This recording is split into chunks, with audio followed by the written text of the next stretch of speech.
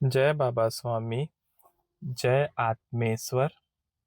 हिमालय का समर्पण योग भाग 5 का आज 7वां दिवस है और हम हैं पृष्ठ क्रमांक 81 पर। गुरुदेव कहते हैं, एक दिन सुबह ही कपड़े के एक व्यापारी के साथ एक जैन व्यापारी कलकत्ते से आया। उस जैन व्यापारी की समस्या थी कि उसकी 16 साल की जवान लड़की अचानक ही घर से गायब हो गई थी और वह कई दिनों से उसकी खोज कर रहा था, लेकिन उसे सफलता नहीं मिली थी। वह अनेकों स्थानों पर गया, अनेकों मांत्रिकों के पास गया, अनेकों तांत्रिकों के पास गया था। उसे हमारे एक व्यापारी ने मेरे बारे में भी बताया और वह बता रहा था कि लड़की को खोजने में कितना समय और कितना पैसा उसने खर्च किया था। मैंने उसे थोड़ी सांत्वना दी और शांत किया और उससे पहले वह घटना कहाँ घटित हुई वह पूछा और कब घटित हुई वह पूछा। घटना का और कोई कारण था क्या, वह जानना चाहा। उसका कोई प्रेम संबंध था क्या, वह पूछा तो उसने बताया। बड़ी शांत और सरल स्वभाव की लड़की थी। उसे केवल पुस्तकें पढ़ने का शौक था। लाइब्रेरी में जाकर अलग अलग धर्मों की पुस्तकें वह पढ़ती थी। बड़ी धार्मिक थी। वह रोते रोते अपनी सारी समस्या बता रहा था। मेरा ध्यान उसकी बातों पर नहीं था, मेरा ध्यान उस लड़की पर ही था। वह अपना बताते ही जा रहा था। ऐसी समस्या सामने आने पर मैं प्रथम यह जानने का प्रयास करता हूँ कि वह जीवित भी है या नहीं। अगर जीवित है तो खोजने का प्रयास करता हूँ, और जीवित नहीं है यह भी जाना तो उसे यह नहीं बताता हूँ और उसे ध्यान करने के लिए प्रेरित करता हूँ। मैंने एकांत में रहकर जाना कि वह लड़की जीवित थी। फिर मैंने उस व्यापारी को बताया। मैंने ध्यान करके प्रथम यह जाना कि यह लड़की जीवित है क्या, तो मालूम पड़ा कि वह लड़की जीवित है। फिर उस व्यापारी ने दूसरा प्रश्न किया, वह अभी कहाँ है? तो ध्यान में मैंने चित्त से जाना कि वह लड़की कलकत्ता में है। अब कहाँ है यह जानना भी जरूरी था। मैंने कहा, वह लड़की कलकत्ता में कहाँ है यह बता नहीं सकता, क्योंकि वह अब तुम्हें मिलना नहीं चाहती है। क्योंकि ध्यान में मैंने जाना था कि वह जैन साध्वी बन गई थी और उसने संसार को त्याग दिया था, पर यह सब मैं उसे बताना नहीं चाहता था। वह अधिक ही जिद करने लगा, तो मैंने कहा, कलकत्ते का एक नक्शा लेकर अगली बार आना, तो मैं इतना ही बता सकूंगा कि वह कलकत्ता के किस क्षेत्र में निवास कर रही है। फिर वह बोला, उसके कपड़े और चप्पल गंगा घाट पर मिले थे और तब से सब समझ रहे थे कि वह गंगा जी में डूब गई। लेकिन आपने बताया कि वह जीवित है, तो हमें एक नई आशा बंधी है। मैंने उसे बताया, इस प्रकार के केस में मामले में मुझे यह प्रथम देखना पड़ता है कि वह व्यक्ति जीवित है या नहीं। अगर मनुष्य जीवित होता है तो उसके अपने संपदन होते हैं और प्रत्येक मनुष्य के संपदन अलग अलग होते हैं। भले ही दुनिया में कितने ही लोग हो, प्रत्येक मनुष्य के संपदन अलग अलग होते हैं और किसी के संपदन किसी और के संपदन जैसे नहीं होते। वह मनुष्य जीवित है तो ही वैसे संपदन आते हैं, क्योंकि जीवित व्यक्ति में से ही वैसे संपदन आते हैं। और उसके ऊपर चित्त रखने से जाना कि संपदन आ रहे हैं। मैं चित्त डालूं तो वह कहाँ है यह भी जान सकता हूँ। लेकिन चित्त को इतना गंदा करने से अच्छा है कि तुम कलकत्ते का नक्शा ला दो और मैं उस पर चित्त रखकर यह बता देता हूँ कि वह किस भाग में है, और उसके बाद तुम स्वयं जाकर ही खोज लेना। लेकिन वह घर वापस आएगी इस आशा से मत जाना, क्योंकि वह घर वापस नहीं आने वाली है। वह व्यापारी बोला, मैं केवल एक बार मिलना चाहता हूँ। वह व्यापारी वापस कलकत्ते गया। वहां से 8 दिन के बाद एक बड़ा सा कलकत्ते का नक्शा लेकर लौटा। मैंने स्केल की सहायता से समूचे नक्शे पर पहले आड़ी लाइन खींची और बाद में खड़ी लाइनें खींची। अब नक्शे के ऊपर एक जाली सी बन गई थी। बाद में दूसरे दिन सुबह नक्शे के एक एक चौकोन पर चिट डाला तो एक चौकोन में से उस लड़की की संपदन आ रहे थे। बाद में वह कलकत्ते का स्थान बताया कि किस स्थान से उस लड़की के संपदन आ रहे थे। उस चौकोन को लाल रंग से रेखांकित किया और उसे वह नक्शा दे दिया और कहा, इस स्थान से वह संपदन आ रहे हैं। अब इतने भाग में जितने भी मकान और स्थान आते हैं उन सब की जांच करो, इसी भाग में वह लड़की मिलेगी। वह व्यापारी कलकत्ते चला गया और कुछ दिनों बाद वापिस आकर उसने बताया, आपने जो भाग बताया उस संपूर्ण भाग को हमने पुलिस की सहायता से चेक किया तो एक जैन मंदिर में मुझे मेरी लड़की मिली। वह साध्वी बन गई थी। उसे उस रूप में देखकर मैं तो पहचान ही नहीं पाया।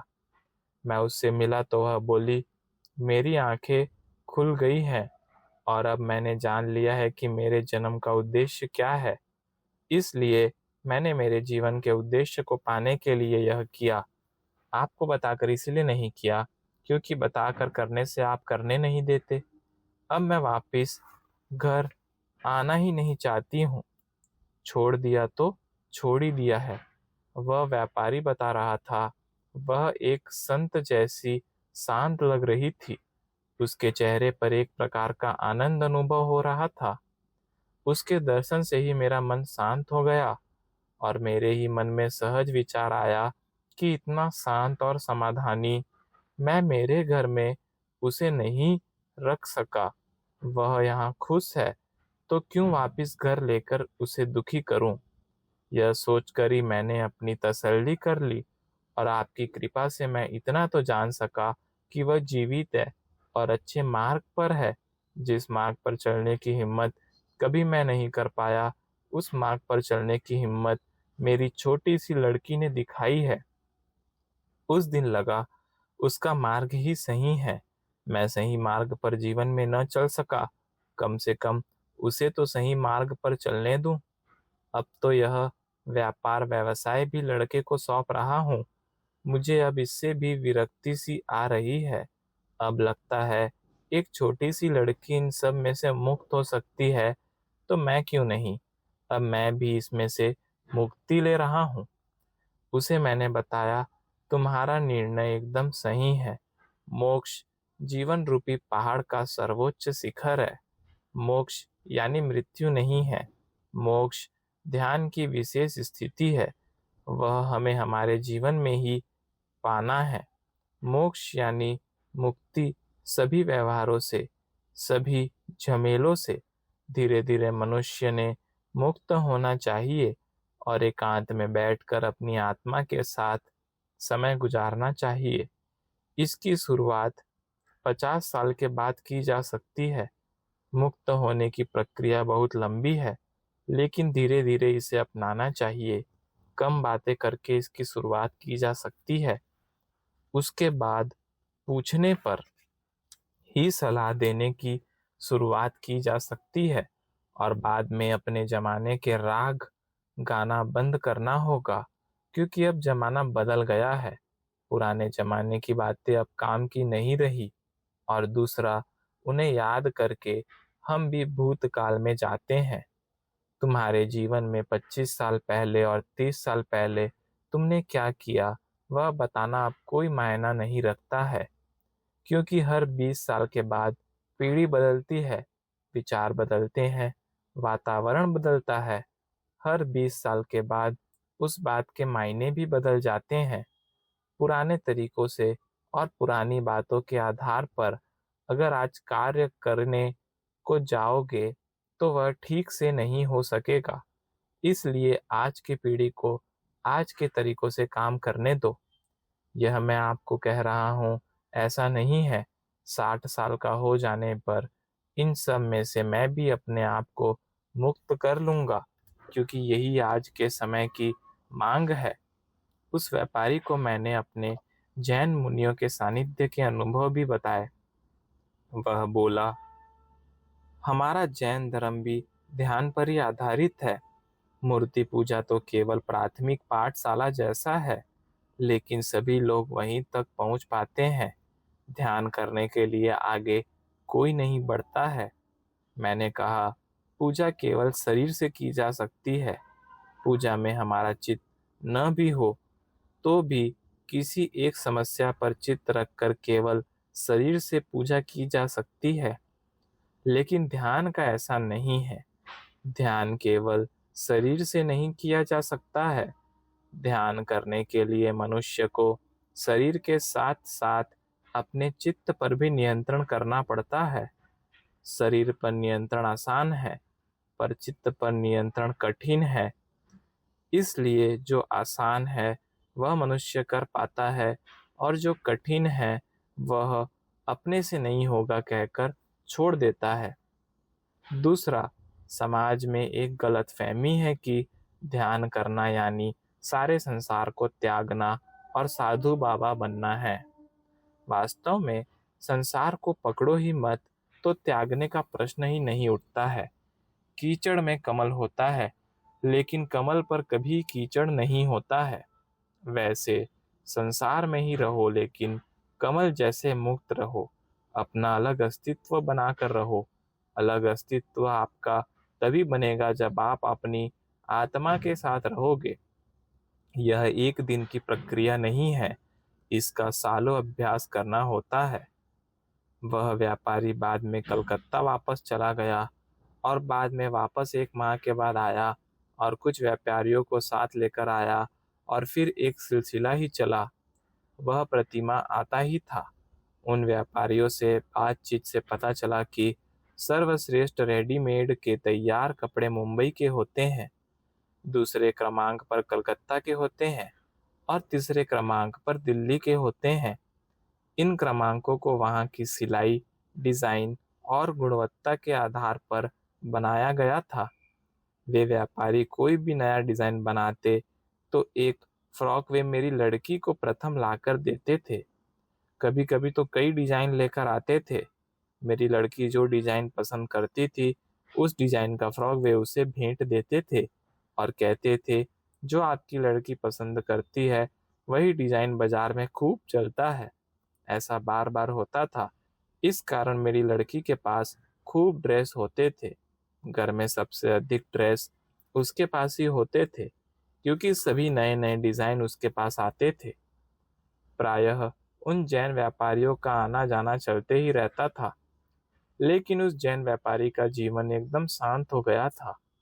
अब उसे अपनी लड़की पर गर्व था कि जो उसने किया वह सही था, और उससे इसे भी समाधान मिला था कि उसकी लड़की सही मार्ग पर चल रही थी। इस प्रकार से उसकी भी चिंता दूर हो गई थी। वहां पर केवल चाय देना अच्छा नहीं समझा जाता था, इसीलिए चाय के साथ 2 बिस्कुट देने की प्रथा थी। किसी को केवल चाय नहीं देते थे, तो हमारे घर में भी वही प्रथा चालू हो गई थी। खाली चाय कोई नहीं पीता था। घर में सदैव बिल्लियां रहती ही थी, और बिल्ली के बच्चे भी रहते ही थे, क्योंकि हमारा घर बिल्लियों का मैटरनिटी होम, प्रसूति गृह था।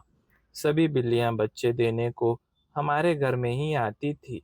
पता नहीं क्या था, लेकिन इस कारण हमारे घर में सदैव बिल्ली के बच्चे रहते ही थे, और मेरी लड़की उन बिल्ली के बच्चों से बहुत प्यार करती थी, उनसे खेलते रहती थी।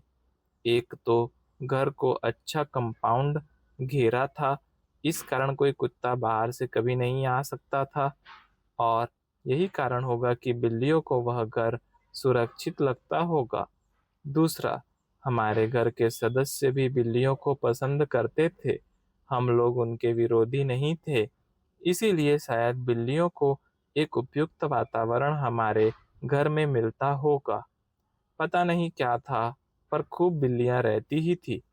कई बार आसपास के घरों में बिल्लियां दूध चुराकर पीती थी, तो लोग हमारे यहाँ आकर शिकायत करते थे, तुम्हारी बिल्ली हमारे घर का दूध पी गई। तो हम कहते थे, वे हमारी बिल्लियां नहीं है और न ही हमने पाली है।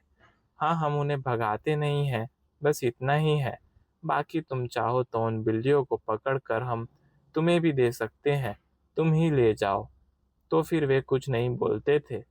हमारा घर बिल्लियों का अड्डा ही बन गया था। एक दिन सवेरे फिर वे कलकत्ते के जैन व्यापारी एक साथ आए और विभिन्न विषयों पर चर्चा प्रारंभ हो गई। और चर्चा नवकार मंत्र और अन्य मंत्रों पर भी होने लगी, क्योंकि नवकार मंत्र को वे लोग बहुत मानते थे। उनके साथ कुछ हिंदू व्यापारी भी थे, तो पुराने हिंदू मंत्रों की भी बात चली। और फिर वे सब कहते थे, अपने मंत्र इतने अधिक पवित्र है, तो आपके गुरुदेव ने यह नया मंत्र समर्पण ध्यान साधना करने के लिए क्यों दिया? इस मंत्र को तो कोई जानता भी नहीं है। मैंने उन्हें उदाहरण देकर समझाते हुए कहा, मारुति 800 मारुति की पहली गाड़ी थी।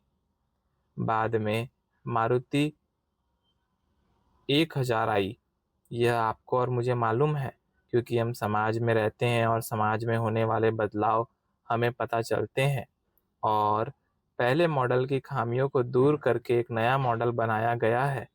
यानी नया मॉडल आपके समय के अनुरूप है, आज की आवश्यकता के अनुरूप है।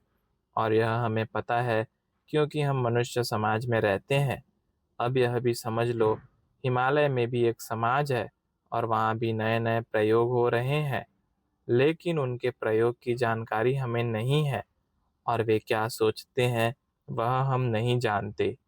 हिमालय का समाज अलग है, वहाँ की स्थिति अलग है।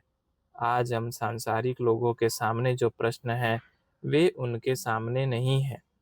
हमारे संसार में कई समस्याएं हैं, उनके संसार में कोई समस्या नहीं है। दोनों ही दुनिया एकदम अलग है। आप कहते हो वह सही है, यह मंत्र एकदम नया है, लेकिन समर्पण ध्यान की पद्धति नई नहीं है। यह ध्यान साधना की पद्धति 800 साल पुरानी है। इसका अपना एक इतिहास है। हाँ, यह अवश्य है कि इस ध्यान पद्धति की जानकारी समाज को नहीं थी। समाज को जानकारी नहीं थी मतलब वह पद्धति नहीं थी, ऐसा नहीं है। पद्धति 800 सालों से थी, पर उसकी जानकारी हमें नहीं थी। जिस प्रकार से हम किसी पात्र में दूध भरते हैं, तो पहले वह पात्र धीरे धीरे भरता है और बाद में संपूर्ण पात्र भरने पर ही दूध पात्र के बाहर छलकता है। इस ध्यान की पद्धति का भी ऐसा ही है। हिमालय में भी उस पात्र को भरने में 800 साल लगे और वहाँ के ऋषि मुनियों रूपी पात्रों के भर जाने पर वह ज्ञान की गंगा समाज में भी छलकने लग गई। और एक निश्चित समय का और एक निश्चित माध्यम का वे इंतजार कर रहे थे। जब उन्हें वह माध्यम मिल गया और निश्चित समय भी आ गया, उन्होंने उस ज्ञान को समाज तक पहुंचाया। ज्ञान नया नहीं है, हमें मिला अभी है, यानी हम उनसे 800 साल पीछे हैं। हिमालय में एक अलग दुनिया है और उस दुनिया की जानकारी ही हमें नहीं है, तो उस दुनिया की प्रकृति हमें कैसे पता चलेगी? यह उस दुनिया की प्रकृति है। दूसरा, पुराने धर्म इतने थे, फिर भी नए नए धर्म क्यों बने? वास्तव में नए धर्म नहीं बने। प्रत्येक संत आए, उन्होंने वही बातें फिर से कही और आज के परिवेश में कही। वास्तव में परमेश्वर एक ही है, वही समय समय पर रूप बदल कर आता है। समय के अनुसार ही उसके शब्द होते हैं। सभी शब्दों का, सभी रूपों का उद्देश्य एक ही है। जीवन में अच्छा कार्य करो और बुरा कार्य छोड़ दो। बस यही एक उपदेश सभी समान रूप से करते हैं। जिस प्रकार से एक ही आत्मा अलग अलग जन्मों में अलग अलग शरीर धारण करके आती है, ठीक उसी प्रकार विश्व चेतना, जिसे हम भगवान कहते हैं, अलग अलग रूपों में आती है और उनके द्वारा कही गई बातें आज के समय के अनुकूल ही होंगी और यह शब्द भी बदलते रहते हैं। जय बाबा स्वामी, जय आत्मेश्वर।